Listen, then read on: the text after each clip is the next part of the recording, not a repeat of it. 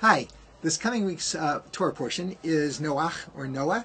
It begins in Genesis chapter 6, verse 9. It goes through chapter 11. So, of course, it's about the flood. And after the flood's over, we have an interesting line in chapter 9, in verse 3. God says, the chapter opens up with God saying to Noah, be fruitful and multiply.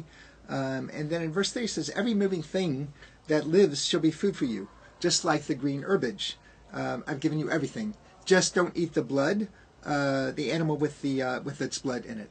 So one question that comes up is, why here, why now? We see in Genesis, in the first chapter, when God creates Adam and Eve, that the diet He prescribes is vegetarian. You should eat the herb yielding seeds. And here God says, you know what?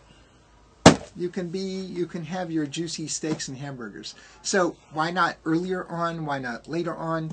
And so I'd like to share one beautiful interpretation of Rabbi Abraham Isaac Kook, who died in the 1930s. Great rabbinic figure, lived in Israel. And he said this: the reason that we understand that the generation of the flood was wiped out by the flood was because the nature of their sins was people to people.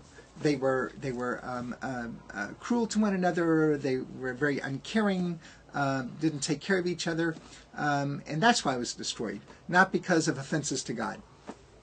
So Rabbi Kook suggests that the reason that God permits the people to eat meat at this point is basically saying this: listen, there might be a certain amount of moral fiber that you have.